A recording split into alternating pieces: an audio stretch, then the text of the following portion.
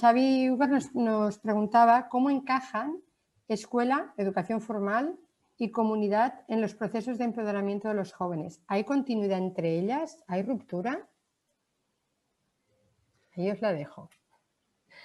Yo, si me permitís, desde mi experiencia en el proyecto de Ciudades Educadoras, debo decir que hay posibilidades de encajar la educación formal y la educación que podríamos llamar cívica, social, de implicación de todas las fuerzas que en una ciudad generan educación, pero eso se desarrolla poco. Es decir, Ciudades Educadoras es hoy una asociación de 500 ciudades en todo el mundo, de las que una buena parte están muy activas, otras menos, pero donde se desarrollan proyectos de implicación mutua de escuela y ciudad, la verdad es que se obtienen resultados de mucho interés.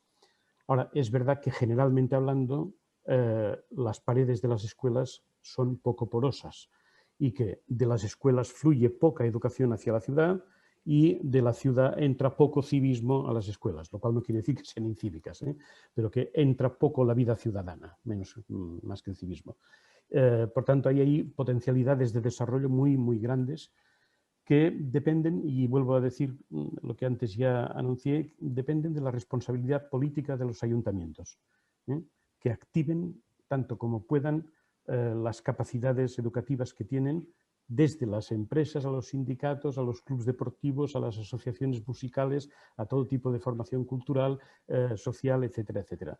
Eso es posible desarrollarlo y además la buena noticia es que puede implicar fácilmente y con mucha motivación a jóvenes, que con esa implicación ganan en compromiso, ganan en responsabilidad, por tanto ganan también en autonomía y empoderamiento, que es el objeto de nuestras preocupaciones de hoy.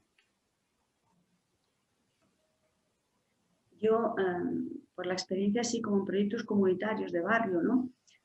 Sí que, bueno, existen los planes de dinamización comunitaria, ¿no? Y los planes comunitarios compartidos, en los que participan también las escuelas, los institutos, etcétera, ¿no? Lo que pasa es que hay como experiencias de todo tipo, ¿no? Hay experiencias que han dedicado quizá tiempo al conocimiento entre servicios, cosa que se dedica poco tiempo a este espacio, ¿no? A menudo nos sentamos todos en una mesa y queremos ya diseñar, cuando no sé exactamente yo qué pasa dentro de aquella escuela o dentro de aquel instituto, ni él conoce muy bien qué tipo de trabajo estoy haciendo yo y cómo lo estoy haciendo y desde qué mirada, ¿no? Entonces dedicamos poco tiempo a ese trabajo de analizar la realidad y de compartir sobre todo una mirada sobre la misma realidad, ¿no? Seguidamente empezamos. Y muchas veces nos perdemos también en la presión por la distribución de recursos, ¿no? A veces estas mesas son espacios donde se pone un presupuesto en la mesa y lo que hacemos es dedicarnos a distribuirlo, ¿no? Y de qué manera y en qué proyectos se presentan. Y acaba siendo un poco como un banco de recursos, ¿no? Pero sí que hay otras experiencias más de trabajo conjunto, pero que este trabajo conjunto yo siempre pienso, ¿no?, que lo importante es diseñar proyectos, ¿no? O sea, que las escuelas y otros servicios, yo que sé, servicios de tiempo libre, asociaciones de vecinos, el mundo asociativo, etcétera, lo que necesitamos son compartir proyectos y aprender a trabajar juntos.